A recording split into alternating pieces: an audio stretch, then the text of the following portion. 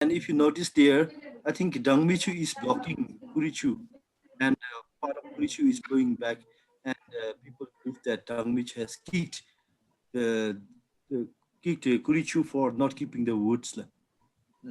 So this is the story, like, I'm not good in expressing. Sorry for that, but Lesla, people. no, thank you so much for sharing that background. And I guess I'd like to ask friends in the story that Searing just shared. I think Tashi Dorji was also describing what elements of that story relate to the study of geography and fluvial systems. What descriptions did you get out of that?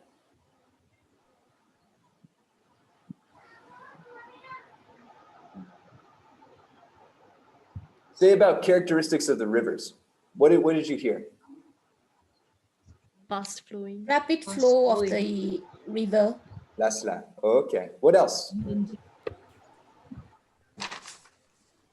Heat of rivers. The rivers.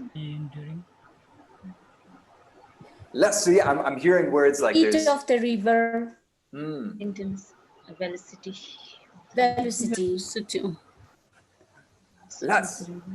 Less. Yeah. So these things that we can observe, right? The intensity of the river, a word that we often use to describe is like the sinuosity of the river, the pattern that the river takes across the landscape as it moves, how curved or how bent this river is.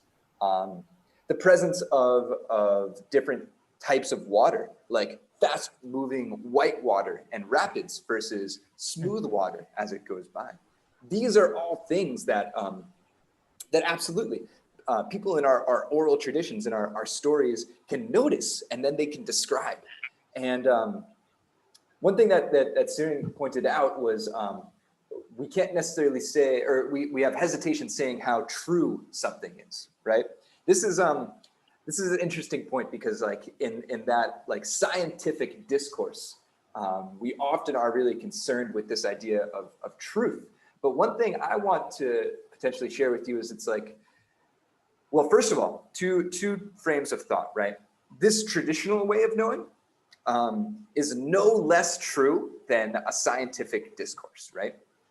It's just a separate way of knowing. And it's a separate way of connecting and interpreting the landscape. And in fact, this idea of this science and geography, we're not actually seeking truth at the end of the day, but we're hoping to find the most probable explanation and find evidence to support that. And so at the end of the day, we can start to kind of meld these ways of understanding to describe what we are seeing. And so I hope through the course of this week and next week, we'll get a chance to really dive in and meld those two things. Yeah, yes. Okay. So yeah, to go forward then, things to think about. Our schedule this week, we're really going to focus on the like underlying concepts of geomorphic hydrology and the dimensions and characteristics of river and stream channels. And then next week, we're going to dive into this concept of basins and river basin management. This week, we're going to focus on like in-field observations, which you have all just been sharing with oral tradition and indigenous knowledge. And next week, we're going to do a more technical exercise where I'm going to try to get you actually to use some GIS again, even in this physical geography class. And so we'll go back and forth to see. But yeah, so to jump in, I'm going to share some brief background via this lecture of hopefully a refresher of some terminology and maybe some new vocabulary.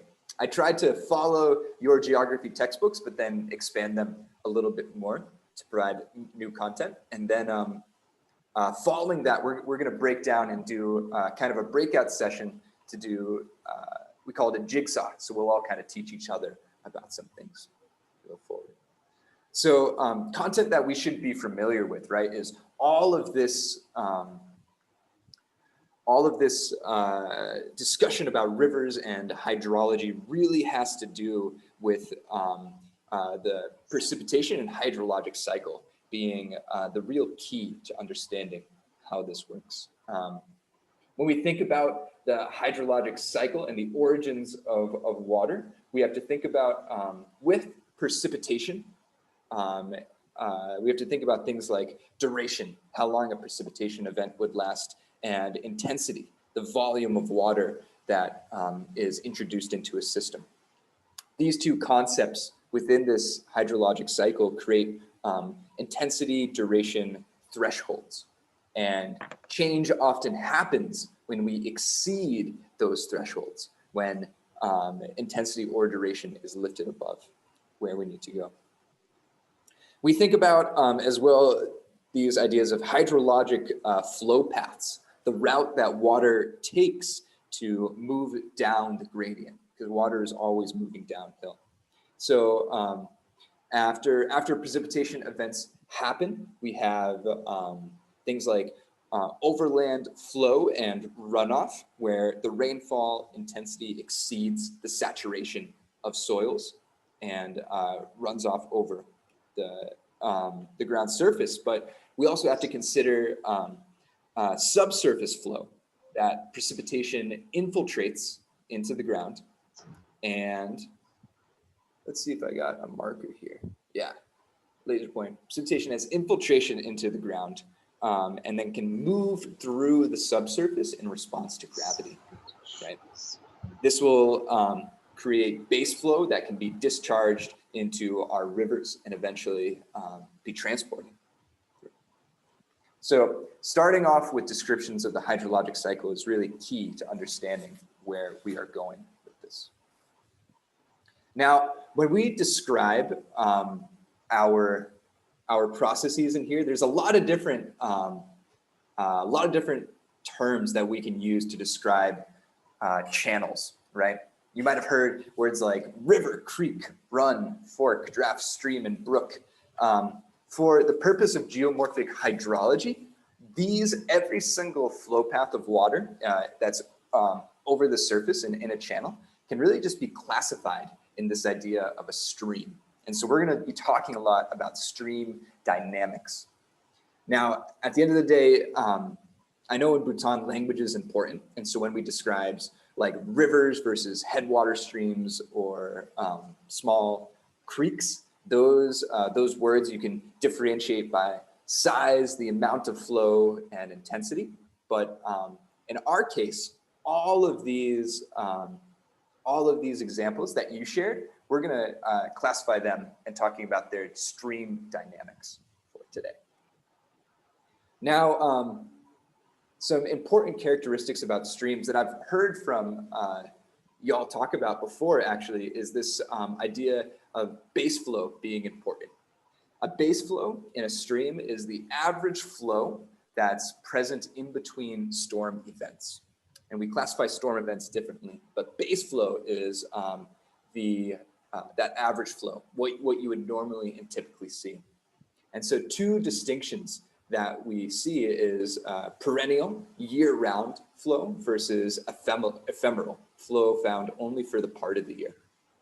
So these are two images from our discussion, and I think I classified them right looking at what the descriptions were, but I think this top one was from Karma Eden, was that correct? Yes. Yeah, can you tell us a little bit about this river? And if it is this a perennial stream? Like it's a perennial stream. This photo is like around Chuzum. Chuzum here means like confluence, the meeting point of the rivers or the waters. So here I think it's a meeting point of three rivers. The one comes from Thimphu, which we call it as Wanchu. Yes. And the other comes one from three rivers. Lasla, yeah, right. So these perennial, these large flowing streams that continuously have. Excellent. Les, was there a question? No. Oh, okay, great. And then we have another thing, examples of these like ephemeral streams where that flow really changes throughout different types of the year. Was this Tashi Nima's picture? Whose picture was this? Dawa, sir. That was Dawa? Oh, Dawa. Dawa, can you tell us, I read it, I remember a few things from your post, but can you describe a little bit more about this ephemeral stream? Okay. Yes, sir. As per sir's instruction, I had a conversation with my mother-in-law, and then I just asked the origin of this particular river. It's a small stream, sir, not a river, stream.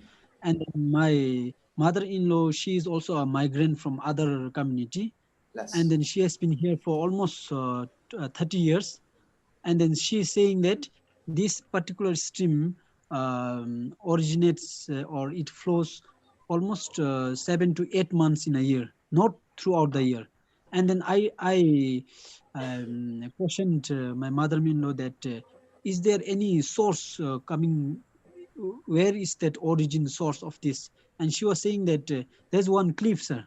Just above that, there's one cliff. And she's saying that I think this stream comes from that cliff. And then when the summer and monsoon, post-monsoon season gets over, when the lean season comes, then this particular stream stops flowing. It's dry. So she was also sharing that this particular stream benefits the locality, because here in my village, there's a very acute shortage of water, and then animal feeding, and then other kitchen gardens spray of water is actually benefited by this stream, especially in this month. Sir.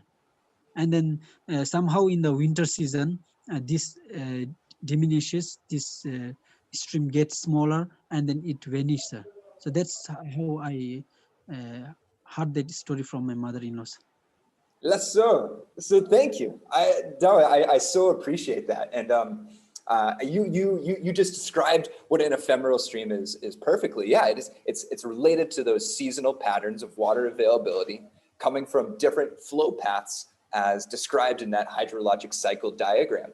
And we can see how dependent people's livelihoods really are on these changing water budgets. And so if there is change to these waters, we can see that there'll be change to people and livelihood. And so I really appreciate both of you sharing, because I think that just shows like how much better Dawa's mother-in-law is as a teacher than I am. Because like she was able just to describe everything. It's like, man, if we're teaching these concepts to our students, why do we have to sit up on the front in the chalkboard? Why can't we just talk to these village elders? Because they know what's going on, and we can try to describe it in different ways. So I appreciate you sharing that. And hopefully we can dig into that as we go forward. So yeah, perennial versus these ephemeral streams. And so we could talk about, as we continue to classify these, the main differences that we observe in transport and storage. So we're going to start to describe the different sections and stages of these streams, but just to know that upland channels, right, are often steeply incised into bedrock, and they have little alluvial storage. Alluvial meaning any sediment that's transported by flow, by water. These typically form into mountain and bedrock streams that generally have a transport capacity that exceeds their sediment supply. These are some good words that you can use to start adding context to your discussion of streams. So this is your uplands, but your lowlands, which are alluvial streams, typically have sediment supplies that equal to or exceeds their transport capacity. We talked about the same thing with slopes, transport versus supply, like erosion-dominated slopes. And the same thing applies to our rivers. And we're going to see that this interplay between transport capacity and sediment influx or sediment supply really has an important relationship to the morphology, the formation of these streams. So those bedrock channels, right? They can actively cut into rock and flow directly over bedrock with that very thin layer of alluvium. Oftentimes they'll occupy narrow valleys with rocky walls, and they exhibit a lot of downcutting and focus on areas of lithologic contrast. So I think this was Dorji Zongmo's picture of Jomohare. Was that correct, Dorji? Yes. Yeah. Less so, and so the areas around these uplands really present a lot of those bedrock channels that we can see, and we can go forward. And as compared with these things like alluvial channels, which are most common in these lower gradient stream valleys with no valley walls. So this Nakichu, Lasla, I think this was Karma's photo, if I'm not mistaken. Was that correct, Karma? Yeah, Karmas, yes. Sir. Yeah, Karma, would you be able to tell us a little bit more about the Nakechu? I really appreciated the story that you shared as well. As I already shared, that was a story narrated to me by my grandmother. I talked to her over the phone, and then she was narrating the story that it was true. And she narrated that before the valley was boosted with two beautiful meandering rivers. Naki means it's a local term, black in color, which is represented by snake. And the other chu, pak means it's a boar, a wild boar. So the two animals, they took a race each other with the understanding that if that snake won the race, the Gangti Valley, it is in the north, Yes. the Gangti Valley would be able to grow rice.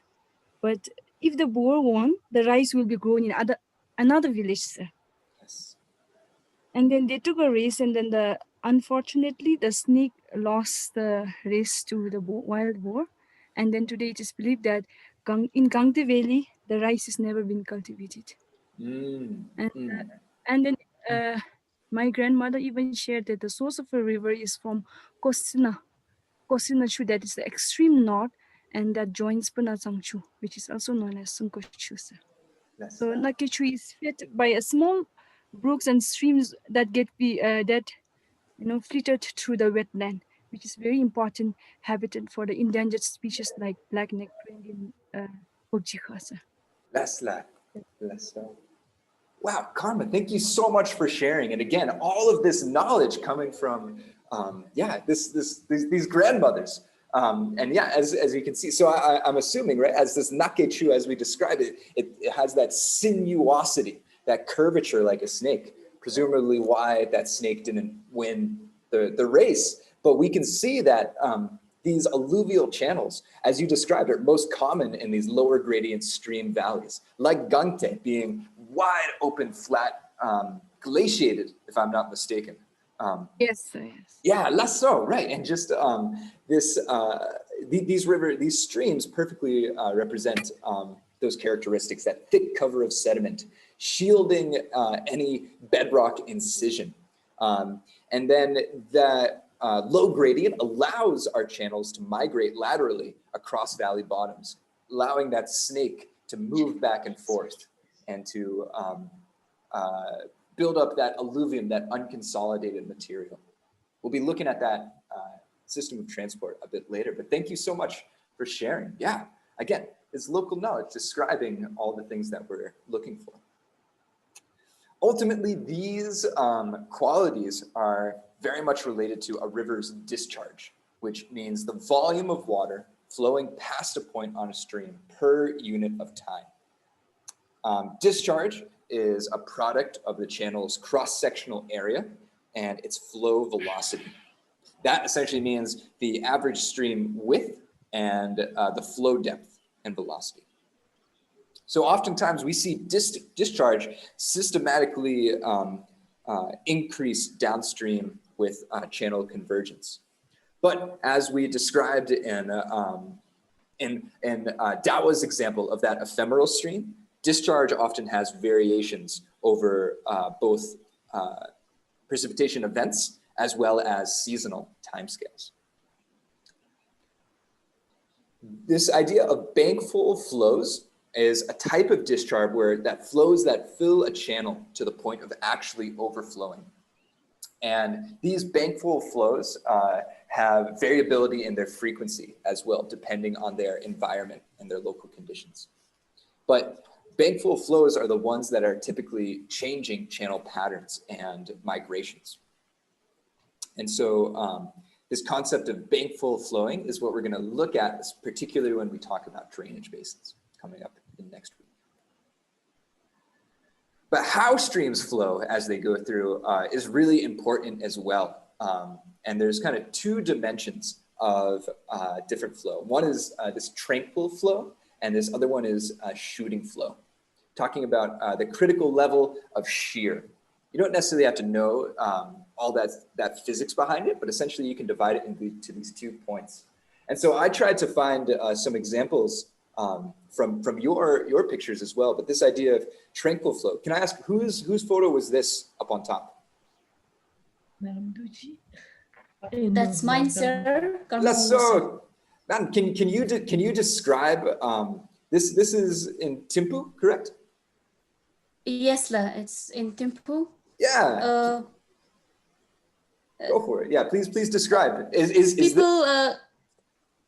Yeah. People do call this river as Thimphu also, but popularly it's named as a Wongchu River la. So the source, people say that it comes from the Tibet. Yes. It originates from the Tibet. Up there, it's a glacier. And they do say that the river is. When we look at the upper part of the river, it's not exactly the river, it's just a stream. When it comes from the Lingji side, while it moves down, flows down, it joins the numerous tributaries and becomes the big river Wangchukla. Lasso. And then would you agree that at the moment where it is in Thimphu, this part represents tranquil flow? There's this absence. I do see some white water down like in this section, but overall, we see just kind of like general eddies and rollers. That this water seems to be flowing in a steady state. In the picture, it shows it's flowing in a steady space, but as it flows down, it's flowing through the gorge and lots of rapids, and then the waterfalls are also there. So which makes the capacity to generate electricity. So exactly, right? So on different reaches of this river, we change in between our different types of flow, starting with tranquil flow. But as you talk about, constrictions will change that flow velocity, creating this shooting flow or supercritical flow. And this gorge being by, if we'd say like Wang Sisina, no? Is that, you get rapids along there. And so that, thinking about Sisina, like geologically, is something that's really incredible too. I assume most of you know, I've been told the story about Sisina, that it was they were traveling from Paro back to Thimphu, is that correct? Yes. And they got frozen, or they lost time overnight along the river, and so their treasure is now frozen in those cliffs. Correct? Yes.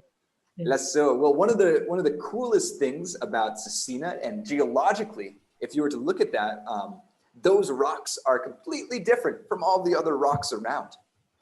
And that area at Sisina is actually an intrusion of granite that came through. And as this granite cooled, it created these bigger crystals, making it more resistant than other places around.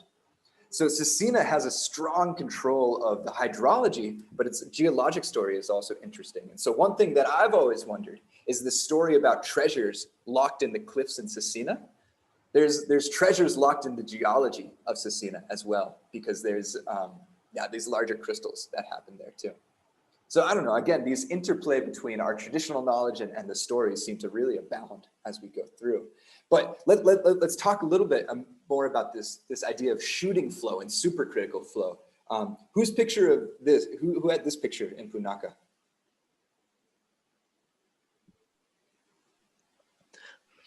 Good morning, sir. It's mine. Las, please, can you describe what's going on in this picture? Actually, like, I don't know how far I'm true. Like, as per the nature of the river, it flows here in reality. And then as per the term used here, shooting flow, how far it would match. Just my raw knowledge. Yes.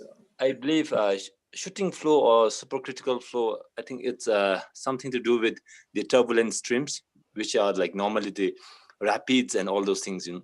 So meaning the land gradient itself decides the velocity of the river. So actually, like I feel Mochu, this is the like picture of Mochula.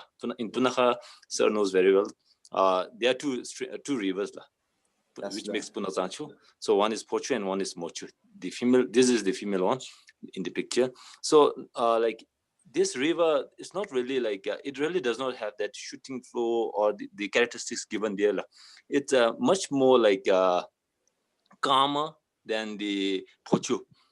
I feel, of course, in the picture, like what we can spot is the like the some of the characteristics. Yes, like the white water, because of the like the waves, like which being formed maybe by the boulders, like in the riverbed or something like that.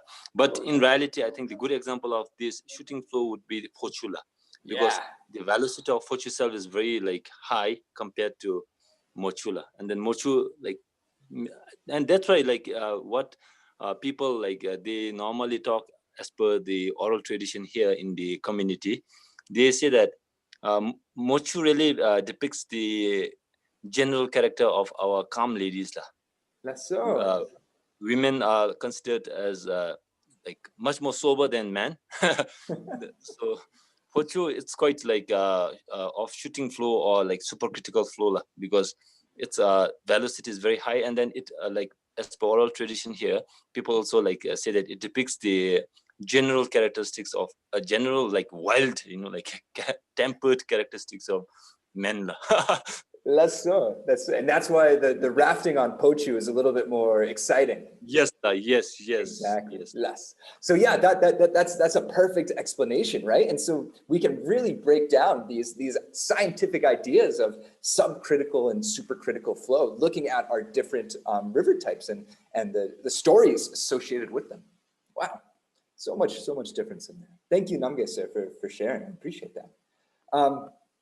So we come to this idea of talking about now, how do these rivers actually work? And things to consider is that it's not just water flowing through here, but it's actually the sediment, the transport load that's going on. And in our rivers, we can talk about sediment load, transport load in three separate characteristics. The first being dissolved load, which is typically ions and particles that are actually dissolved into the water. Suspended load, which are particles that are floating in those different types of flows. And then bed load, particles that are entrained onto the bed of the river and actually move by short physical movements, either by this traction and kind of like rolling along the ground, or this word saltation. Have you all heard this word before? Yes. Is saltation like similar or related to plucking? Yeah, exactly. Similar and related. Yeah, this plucking, this idea of salt, and it comes from Latin saltare, like dancing. So these are actually kind of like, or jumping. They're jumping across, right? Dissolved fluid. And ultimately what characterizes this type of load is the particle size and velocity of the stream. And so there's some really interesting relationships between particle size and flow velocity that we can break down and be aware of. But essentially how to read this graph is down here are the different types of particles that we can get: clay, silt, sand, gravel, pebbles, cobbles, and boulders in millimeters of diameter. And then flow velocity in centimeters per second. So how fast something is flowing. And again, so you could pick off any particular particle size and then be able to relate at which velocities will it begin to will be eroded, say necessarily from the bed or the bank of a river, where it'll be transported, and then when it'll actually be deposited as well and dropped out of suspension. So looking at this, which material do you think is easy for streams to erode? For streams to erode, difficult for streams to erode, I'm sorry. Difficult to erode, but easy to transport. Which material is difficult to erode, but easy to transport? I was gonna have a quiz, but I didn't get around to making it. So let me just hear what you think. Clay, Is it clay? This Sir? material Sand. is Yeah. So I'm hearing some different things. Clay or sand? Who said clay? Boulders. Boulders. this material is typical Australian. Difficult, you know. Clay, sir. Maybe clay, sir. Okay, that's many. Sand. Yeah, many. Please describe how. Yeah, clay. I think you're right. Can you describe for me what you're seeing? Clay is very sticky and whereas sand is very loose. So for erosion, sand is very easy than the clay. But for transportation, I think clay is are in the very finer particles, so it can be carried very easily, sir. That's right. Yeah. So it's like, so it's exactly, it's this function of grain size. So to erode silt and clay, water must be moving quickly enough to overcome this cohesive strength between these minerals. They actually have additional bonding in between them. However, once it's entrained and once it's moving, then it can be transported very, very easily. As opposed to sand, sand actually is eroded at lower velocities than both this coarser material like pebbles and cobbles, as well as the fine grained material down here. But then where it's actually deposited will be at different levels. So something to consider is, these different breaks and the different interactions that each of these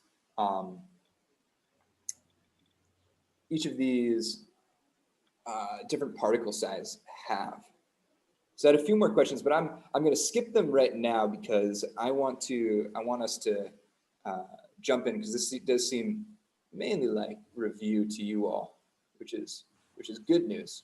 I can't make this disappear. There we go. Boom. The process of channel migration is often something that we talk about as well. Looking forward to this, that as rivers are flowing, particularly in these alluvial systems, we have the deepest points and most erosion occurring on these areas called cut banks, and then deposition occurring on areas called point bars. So as your river begins to flow and meander, the most erosion is going to be happening on those outside bends, whereas deposition will be happening on our inside bends. And so you can really see how these channels begin to migrate over time. And this is that natural progression that we'll see. We got this idea of deposition, building up of what's known as a point bar and cutting into a cut bank, creating this meander, and eventually with enough intensity and duration of precipitation, potentially cutting off that build, creating what's known as an oxbow lake. And so these meanders will occur in those situations like where we saw the Nakechu, and those gentler valleys that can actually allow this lateral migration without as much bedrock control. And so we come into this idea of these fluvial processes, which can control our rivers and our structures. And typically in your geography textbooks, we have it broken down into 3 river stages, kind of a young river stage, a mature river stage, and then an old river stage, or oldest. But you can break these down into different categories like zones as well, talking about your headwaters, a transfer zone, and a depositional zone.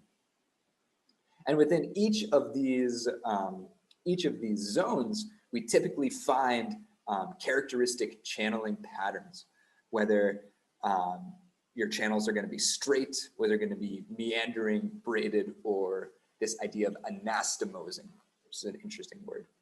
And this is where you get this idea of sinuosity, which essentially means the planar distance versus from point A to point B versus the actual distance that the river takes.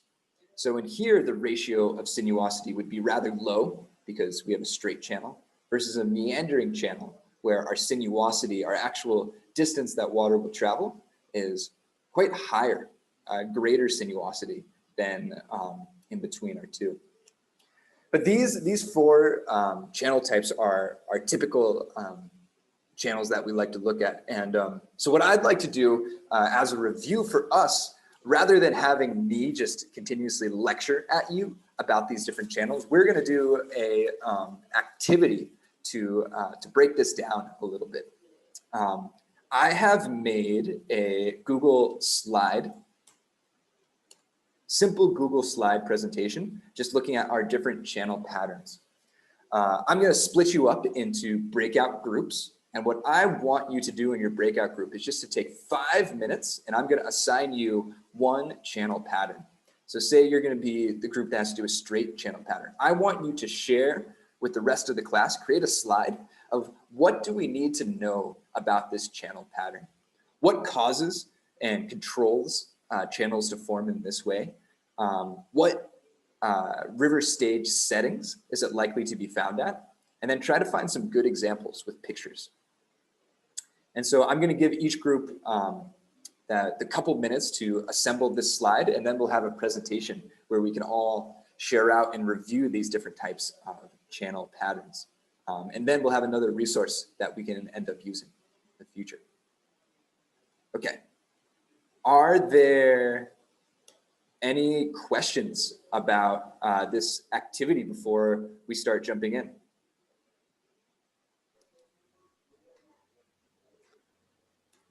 No, sir.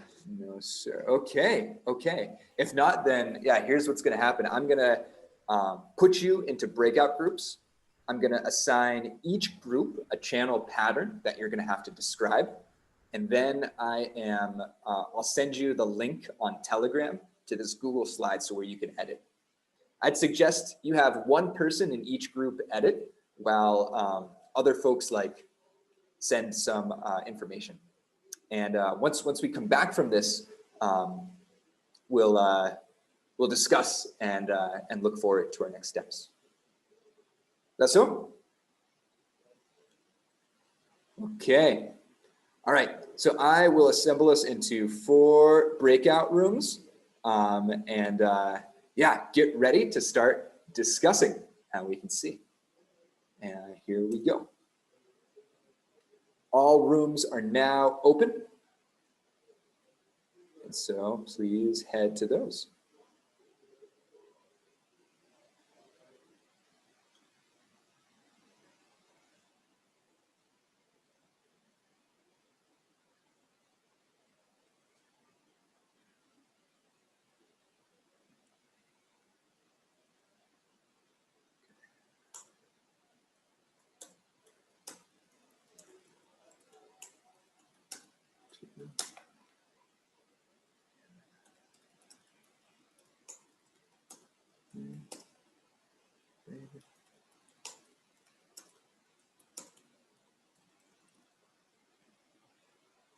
Nice.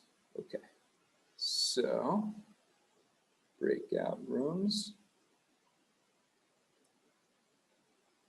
Broadcast.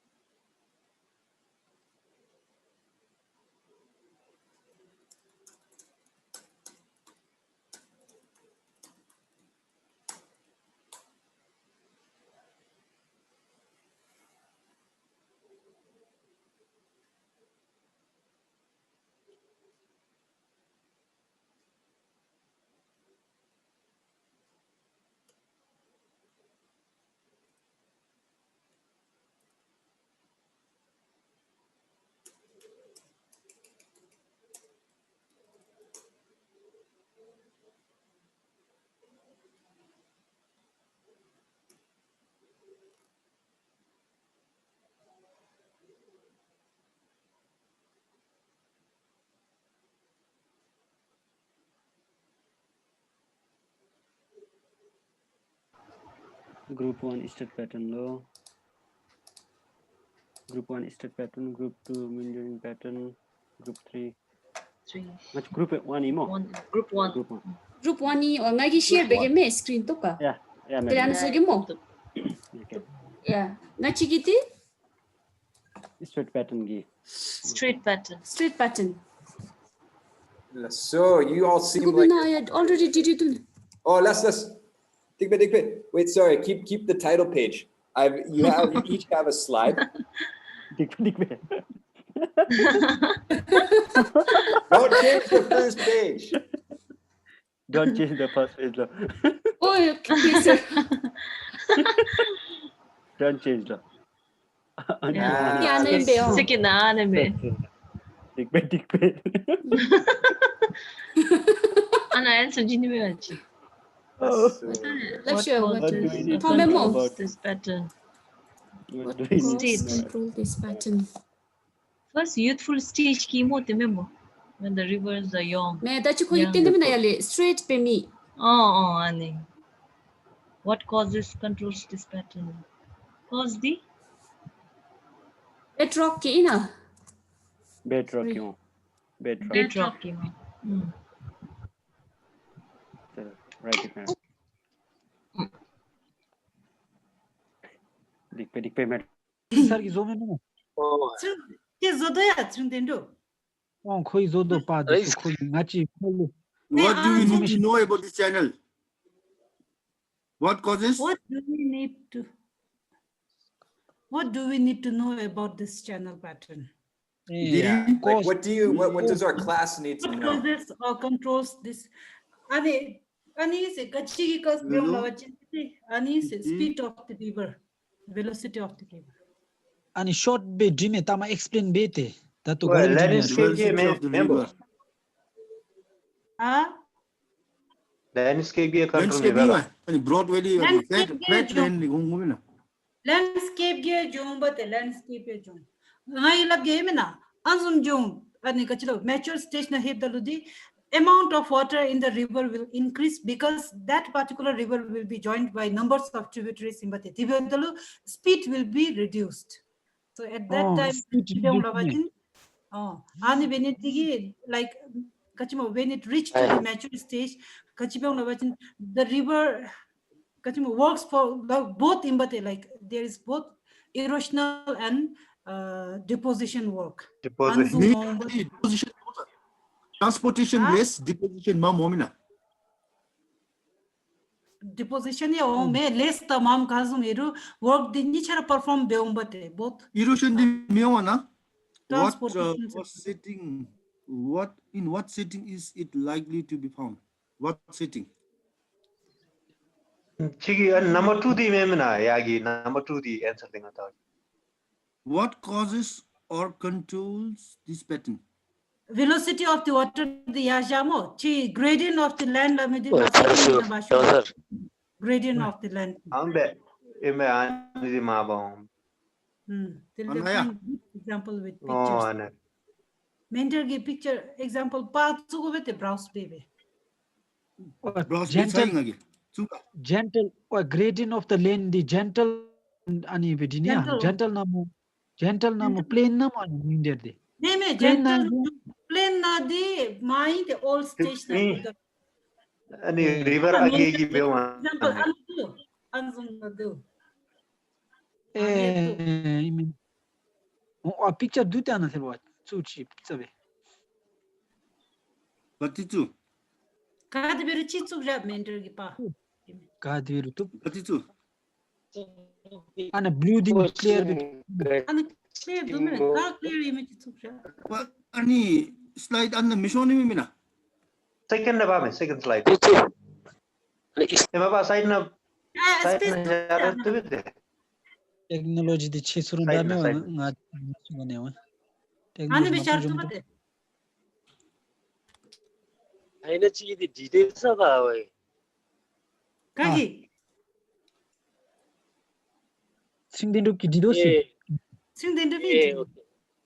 Achi topic ani na. Singdendo sir. Soch. Ani pani de chi find some good examples with pictures lo bate. Ni de chi. Pictures sui mina. Okay sir. Pathime. Mobile na le wa na mobile na le. Mobile na le. Alexa, Alexa. Yes. Hey baby. Are we on the right track, sir? Yeah, you're saying all of the right things. Yeah, I love having this in there. Exactly, yeah. What controls this pattern? Velocity of the river. Is there anything else that could control it as well? Maybe What else is in there? Think about the sediment. How would the sediment have an effect? Deposition and erosional work flood of river. prone areas, plain areas. Deposition and erosional work of river. Deposition jam chi mena na di mamna. Deposition Erosion me. Plain areas na ima then. Huh? Tagime Erosion 99. Google Rinpoche Tagime. Underlying bedrock here, play me vega. Okay, I think you all are on the right track. I'm gonna go see the other groups. 5 more minutes. Lost. Sediments or erosional landforms are limit. So since slopes in braided rivers are generally less than 1.14 degree, then greater slopes can be used to reduce a tilt of such dispositional surface. Uno mangimo sir. Uno sargi sumado. River ga uno flow chame flow. Slope once degrees tela kam rokte energy das less tele me that time uno anche ke alama deposition ba. Uno veglo. Uno tur piola. Yeah. So setting the setting the lower portion. It should be between the lower. Setting this way. Braided channels are found in a variety of environments. Or you know what? We have, sir. Yes. We lost our slide, sir. Yeah, somebody stole it. Yeah, sir. Somebody already sent it out. All right, go to slide number 5. We were nearly about to finish, sir, actually. Wait, seriously? Seriously, sir. It is not there. Oh, Suddenly somebody deleted. Okay. Do you still have all the links ready? Or here, wait. I got this. Maybe I can try to find it. October 14th, all versions.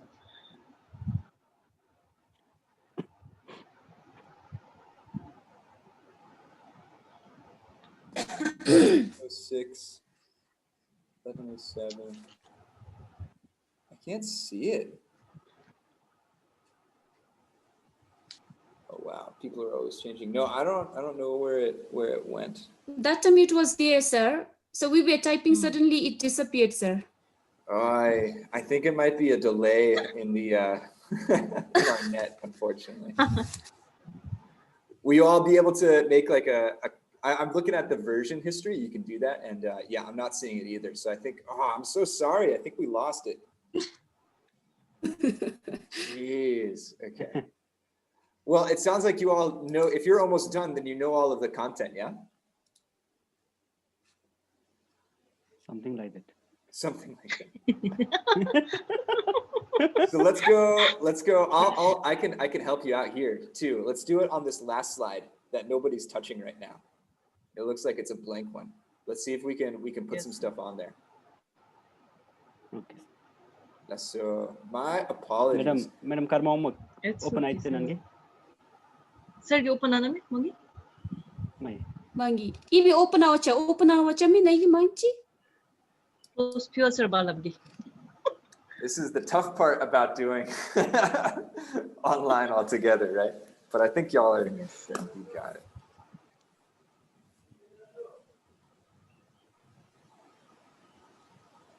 Jala, para kung sa ripayan suno min. Oo. Pa suno sa ngachi kini minuta. Ngachi pachi sebe jasa. Minuta ngachi gi. Pachi sebe jagon demena. Minumo ngachi gide. Makamen.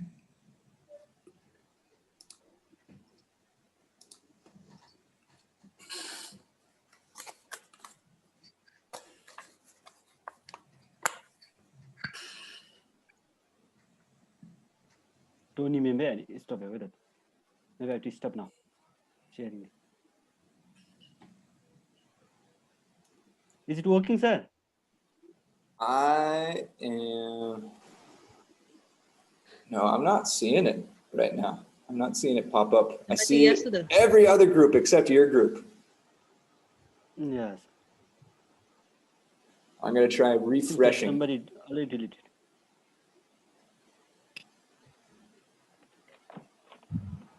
Can we see it on your Zoom though?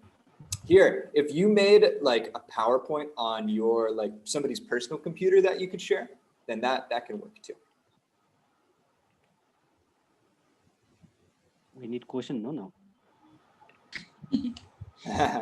Question same, Question same, yeah, same. Yeah. So just is it the same question that we are having, sir? Yeah, same question. What controls and where can you likely find them? Straight channels. What controls straight channels? But where can you likely find them? In what setting is it likely to be found? Find some good example. That is different again.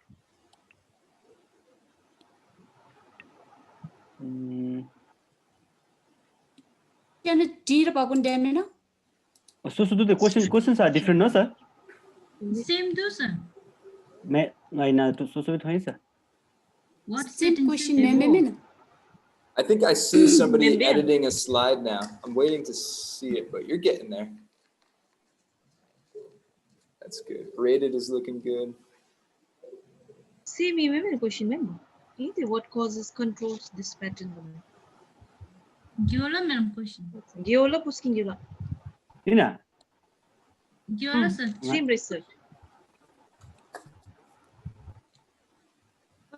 Question repeat what causes or controls question repeat babi jubu begi mina la question matter dengan lab na aje ani betu me chigi mo what do we know ani first question thuri buimi sharab chi question number 1 dip chi bete what do we need to know about this channel patterns channel pattern dinga chi is animush dele haipe what causes and control these patterns immediately? Question number 1, member.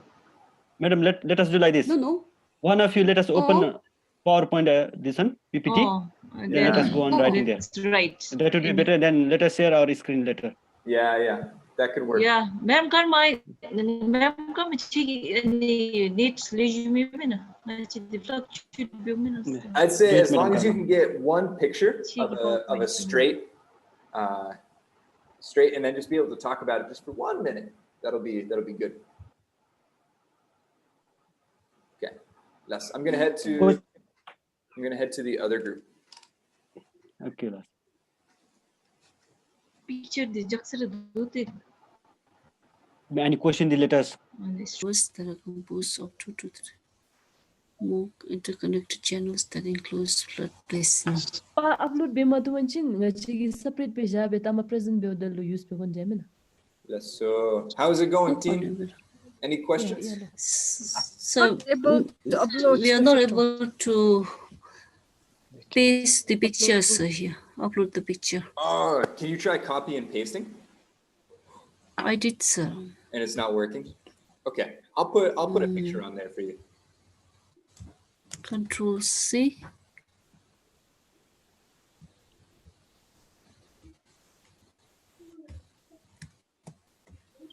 Not working, sir.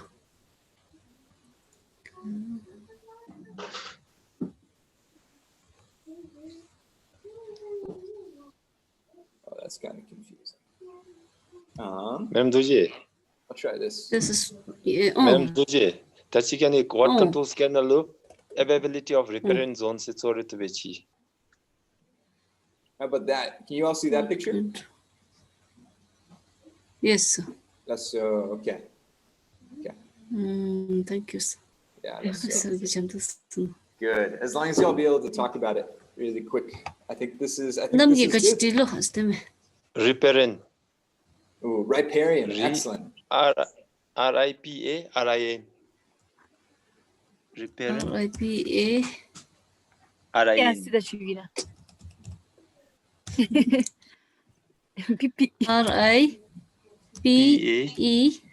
P-A-R-I-N. Availability of riparian. Riparian Zone. Or area. No. Yeah. Less. Yeah, riparian zone. That's a very important word. Perfect, perfect. Yeah. Namgi sir. Repairing give the chorora jomeda. Browse day literature dossier. As have the lieutenant.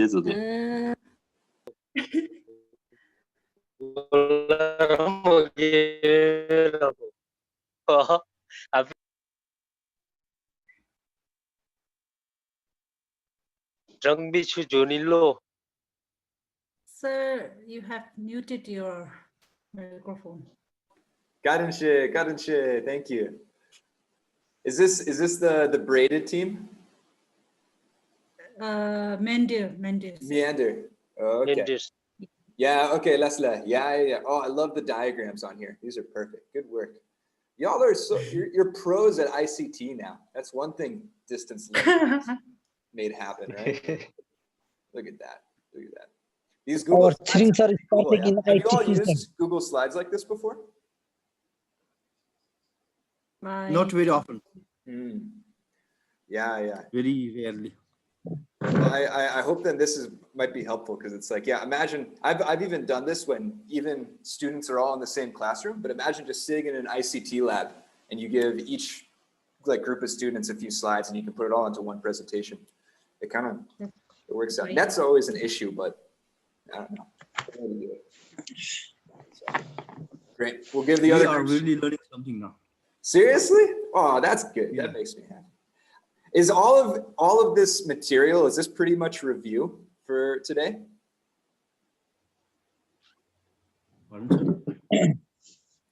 Like we haven't covered necessarily any new content, have we, compared to geography? But the process, we are okay. learning how to do it. That's so good. Okay. Well, at least we're getting something. So I appreciate that. So your course is very interesting, sir. This course, we are learning a lot from you, sir.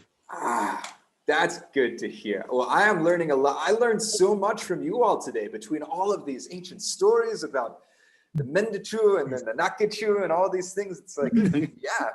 Yes, interesting story, no, sir. Interesting story, and we gotta keep thinking about how we can use these stories to teach, because they really, yeah, I think they hold more than we give them credit for. GIS. We are having a tough time. Yes, and this paper is related, no, sir? Less so. Yeah, tough.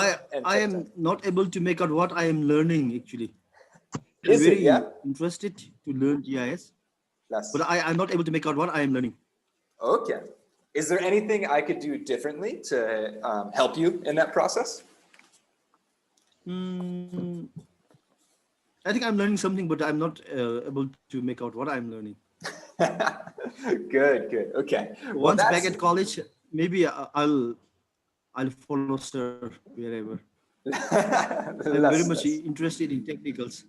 I see. Okay. Well, we're going to keep getting more into the technical, and I will say, I think it will get easier over time the more we get into it. But just having experience and knowing. Well, Siri, can you find imagery online now? Yeah, sure, sir. Okay. Can you use different band combinations? Band company, yes. Okay. Hey, you're learning something. That's great. That's more than like 99% of the population knows about remote sensing. So, good job. But I hear you. In a first class about imagery, I was thinking like this would help me if I in a photo studio or something like this. And I was thinking like the black and white photo of the previous centuries maybe converted into color pictures by using this technology. Yeah, that's a great. I don't know exactly how that works, but yeah, they talk about like colorizing old photos. Yeah, it's all the same concepts that you think about, that red, green, blue combinations. Yeah, I don't know exactly, but that'd be cool to look into. So you're getting it. You're getting it. Okay, folks are returning. Very eager to use the software. That you have downloaded, right? So after we finish up with remote sensing, that's going to be our next step, is to start using this software. But I will say these online tools that we have been using really kind of are the future of GIS. People are migrating away from this desktop software and into this online. And so if you know how to use both, which you will by the end of this course, you'll be in really good shape. So that's good. Okay, we have Lester, yeah?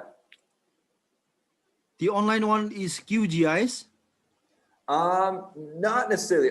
That QGIS is a free type of GIS. It's open source. But even ArcGIS Online, like, do you remember doing that slope analysis where you used those like, so that's online GIS.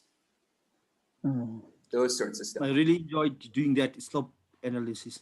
Oh, good. That makes me happy to hear. We're gonna hopefully keep doing more activities like that. But before we talk about that, thank you so much for feedback. Let's wrap up today by sharing about some of these different types of channel patterns. And so I'll share my screen, because I think folks, even Straight Channel got a slide up right now. And so if each group, if we could get a spokesperson from each group just to talk about your channel pattern, and then tell us a little bit about what's going on. I'll add any background information if need be. But so yeah, and please just pay attention, take some notes, because this is going to be our main investigation, is around these patterns. Straight Channel group, who'd like to present?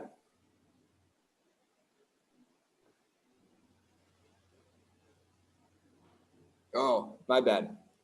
Would Straight Channel team like to share their screen? I think they were making a PowerPoint presentation. Sir, we'll present later, sir. Okay. We could not discuss much because we have lost our slides, sir. So they lost their slides. Okay, let's start. Present, like, do you need a few more minutes? Can we start with? Or just start with somebody else? Yeah. Okay, let's start with meandering. Can somebody from meandering tell us what's going on? I will share our discussion, sir. Let's go. Good morning, everyone. So we are from Group 2, and I'm representing Group 2 to share about our discussions on meandering. So meandering is a kind of landform which is created in the mature stage of the river. And usually when the river reach in the mature stage, the velocity of the river reduces comparing to the youthful stage. But when it reaches to the mature stage, the amount of water in the river increases, since that particular river is joined by many other tributaries. So that is why the amount of water increases here. And since the velocity of the river is reduced in this, when it reach in this area, mature stage where there is like gentle slope. So because of that, like the lateral erosion takes place comparing to the vertical erosion. So that is why, like in this stage, mature stage, like this river performs both deposition and the erosional work, which is called as the transportation work of the river. So that is why, because it performs both deposition and the erosional work of the river, it results in the formation of landform called meander. And like meander is usually formed when the speed of the river varies from one place to another. For example, like meander is a kind of landform where there is curve, where it looks like a snake. And then like when the river reaches to the outer side of the bend, the river tends to erode from the outer side. And then when it reaches to the inner side of the river, since the velocity reduces, since it is carrying heavy load, this tend to deposit the landform in the inner side. And then again, when it reaches to the outer side, it again tends to erode. And then again, when it reaches to the inner side, it will again deposit. So in that way, when that process continues for a longer period of time in that particular area, this results in the formation of meander. And then like when the process continues further when the process continues further, it will also result in the formation of oxbow lake. Thank you, sir. So thank you, Madam Mugen. That was perfect. Yeah, so much great descriptions of these meandering channels. And yeah, absolutely, we're seeing them in those mature stages of the river where that that slope and that profile will decrease. Some interesting facts, or an interesting fact about these types of channels. We actually have no evidence that meandering systems existed before the evolution of land plants. So beyond 400 million years ago in the geologic record, we don't have any instance of these patterns because we didn't have enough stabilizing bank stability that vegetation can provide. So in fact, fluvial sediments from older periods really record our next type of channel, which is this braided channel. And so if we can have the braided channel team share what they discovered.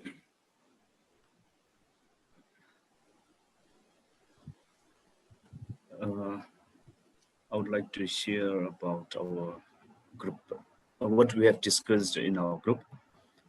Braided channel is one that is divided into smaller channels temporarily, and it is divided by a small island, and it's called as Iod or Iod. I'm not really sure about the pronunciation. And braided channels tend to form in rivers that have significant amount of sedimentary loads, steep profile, and where discharge regularly fluctuates. Now, what the causes of these patterns are due to the stream flow or an increase in sediment loads. Due to the increase in sediment loads, the central bar causes water to flow into two smaller cross section, one either sides. The primary control of this channel pattern is the channel discharge. Now, in what setting is likely to be found? Braided channels are found in varieties of environment all over the world, including gravelly mountain streams, sandbed rivers or alluvial fens, or river deltas and across the depositional plains. Here are some examples of braided channels. The first one on the left-hand side is the picture of Mau River in Gallipoli. We are not sure if it qualifies to be called as braided channel, but it somehow looks like a braided channel, and we have included this. And another one is from the internet. So yeah, that's perfect. I would say, yeah, what you're looking at is absolutely an example of braided channel systems. And as you described, that variation in flow really changes how they appear. But yeah, things to remember, you have multiple active threads with a broad high flow channel. So this one high flow channel that you see in between with these other active threads. And things about braided channels is there's constantly shifting in position as it's the sediment that influx and that saturation of sediment causes these different medial bars, as you were describing, to form. Again, lack of bank stabilizing vegetation and high load of coarse sediment promote the development of braided channels. And those will eventually, in change of river stage, change up to our last situation with anastomosing channels. So can we have one person from this group tell us what's going on?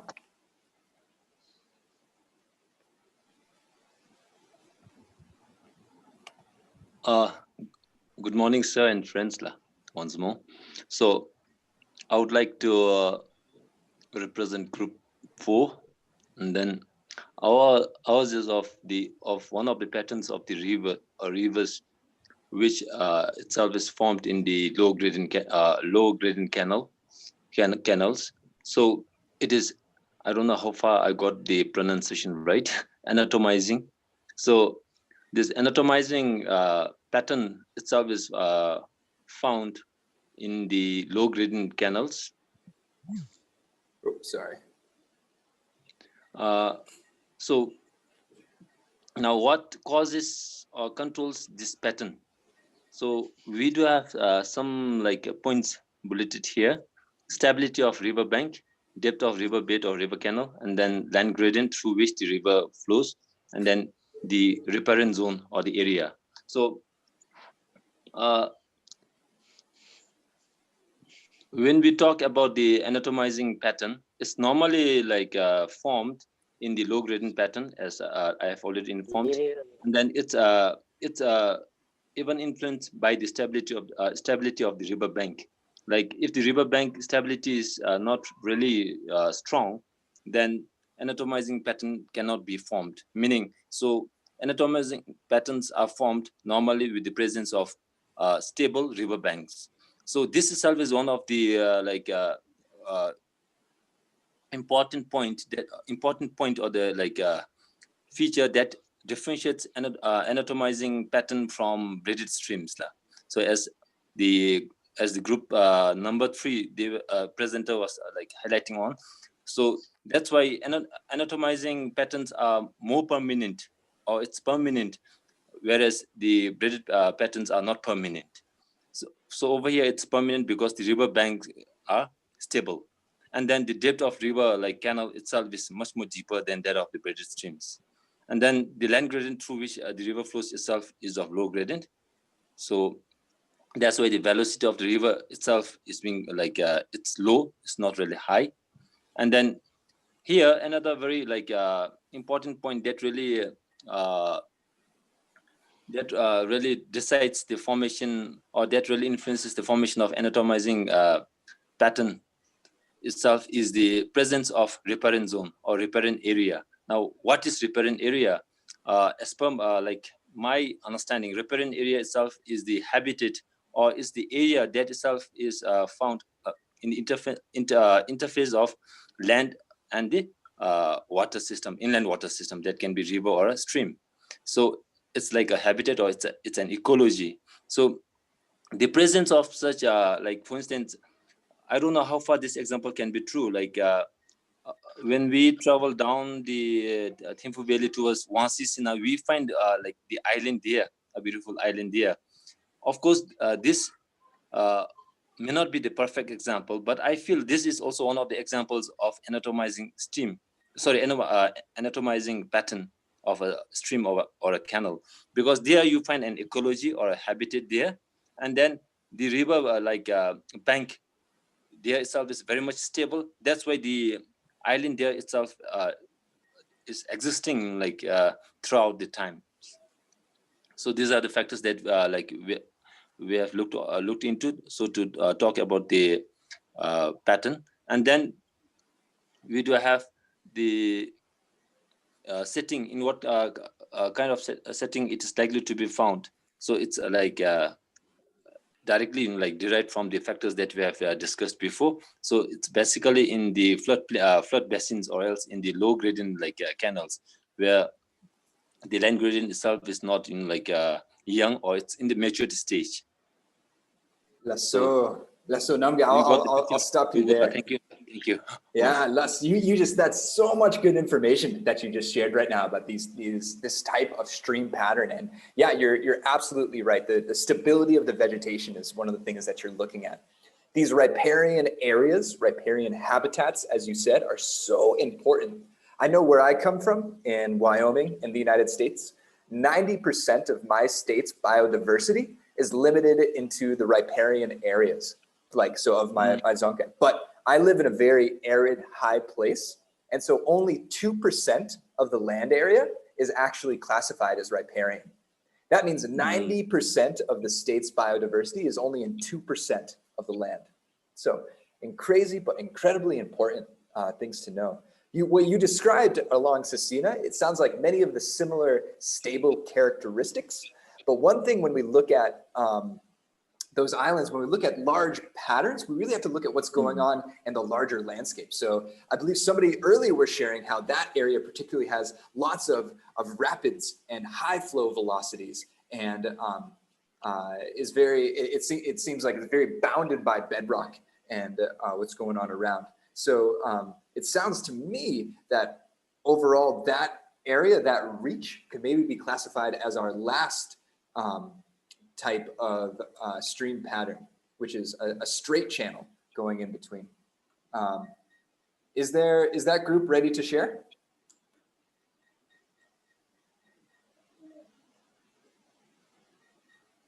If not, I know you all were having technical difficulties, so I think I can briefly sum up just about straight patterns really quick. I appreciate that group. They were trying to make some additions onto their Google slide, but unfortunately lost their slide. So things to remember just about straight patterns. They're relatively rare in nature, but often follow, and there's slight flow irregularities, which can lead to the accumulation of some of those medial bars and those medial islands. But they often follow geologic controls like being built into mountains or mountainous areas and gorges. But I think the main kind of takeaway to remember about these stream patterns is that ultimately streams are working to get into a sense of equilibrium. They're trying to balance the energy that they have versus the work that they're trying to accomplish. By what we mean by that is with energy being the discharge, the water volume over time, plus the channel slope. So how much water, how fast it's going with the channel slope gives you our energy.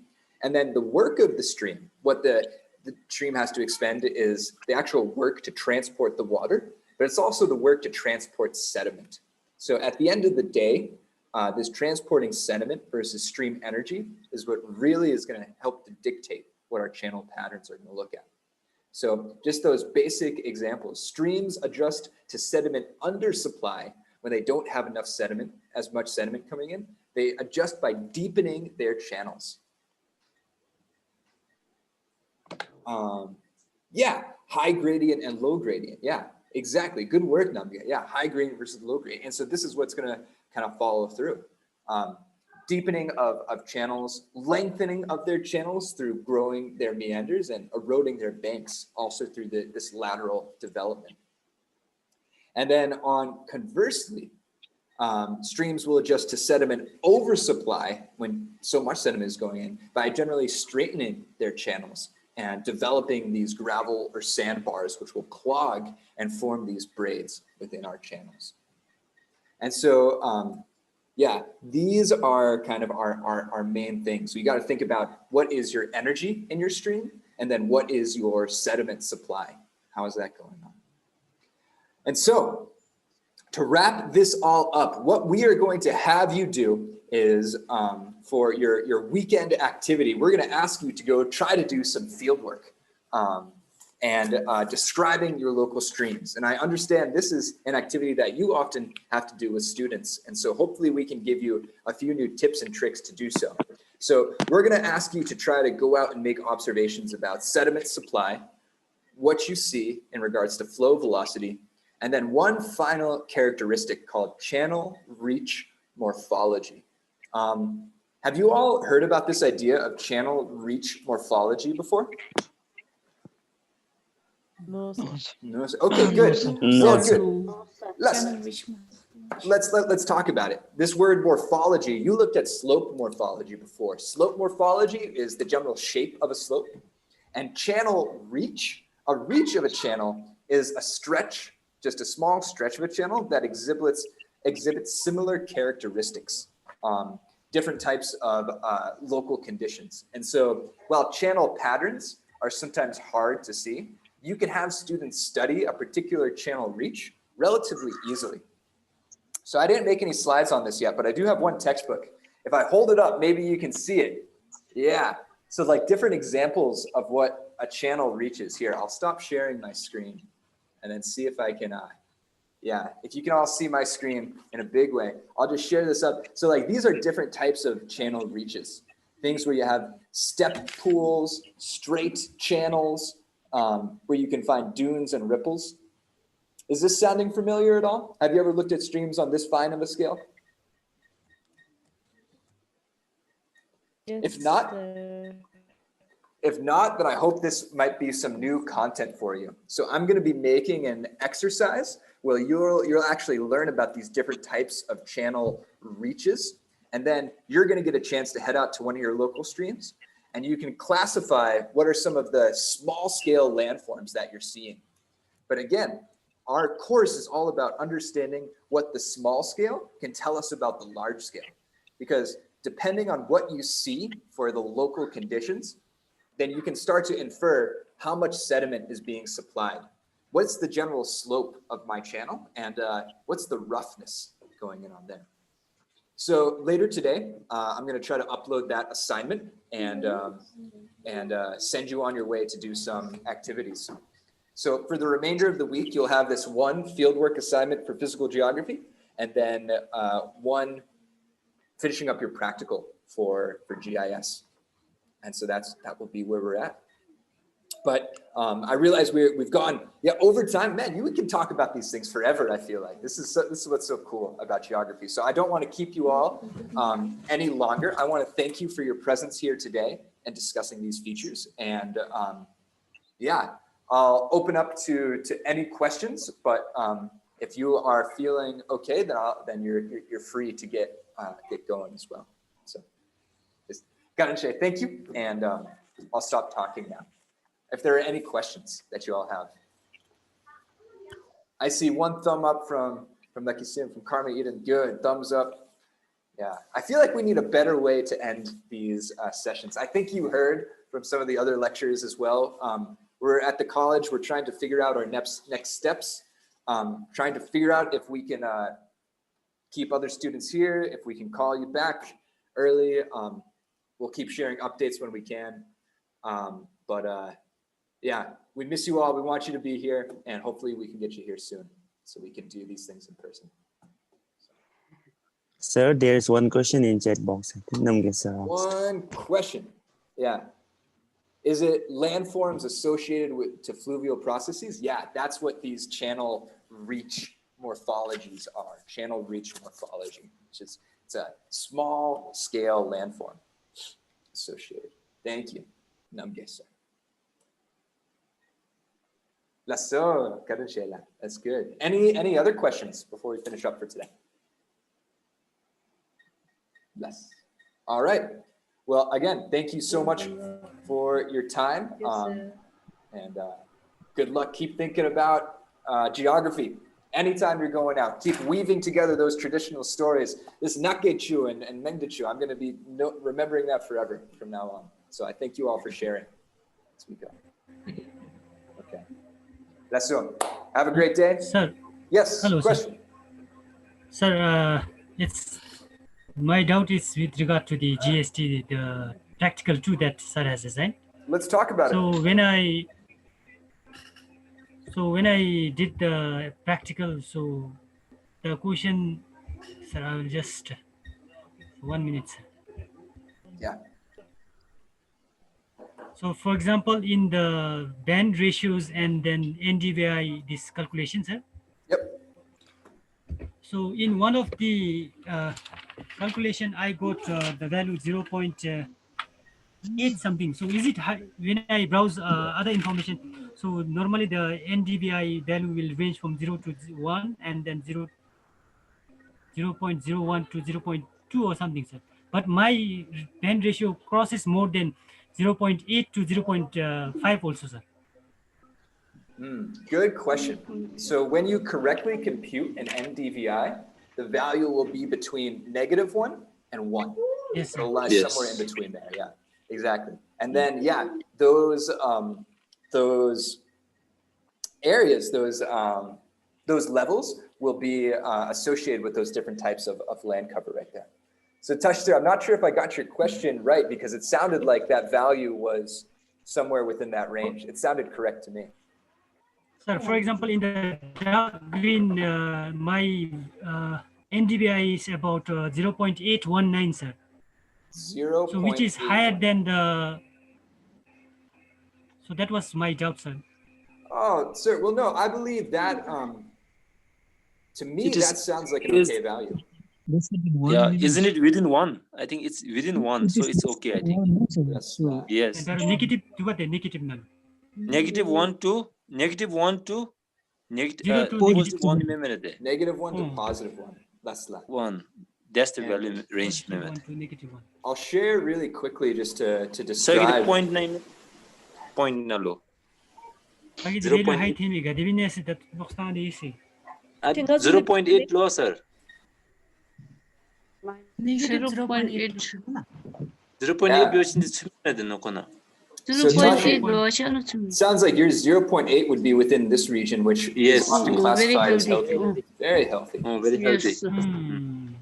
One thing to notice for these lower values, you're not anything that's kind of low and close to zero will either be like dead or often bare soil. I think Wandi sir actually asked this question. I haven't gone back to him yet, but your negative values are going to happen again, where your red is going to be so close to your near infrared, or actually even a little bit, what is it, higher or lower? Yeah, it's going to be higher. And so that happens in water. Water is where you're often going to get your negative NDVI values. So that's why, even though NDVI is good for mapping vegetation, it can also help you pull out water from your images too. If that makes sense.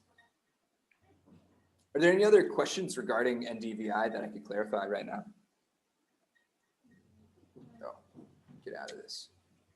Well, one thing to leave you with, if you're all are here and we just want to hear something interesting, is it was shared in one of those videos. But just remember that this NDVI is only one of the band ratios. There are band ratios for exploring so many different things. And even in just this Esri Landsat Explorer, it gives you options to look at what those different ratios are. And it's all about computing and exploiting your spectral differences. And so there's band ratios to measure things like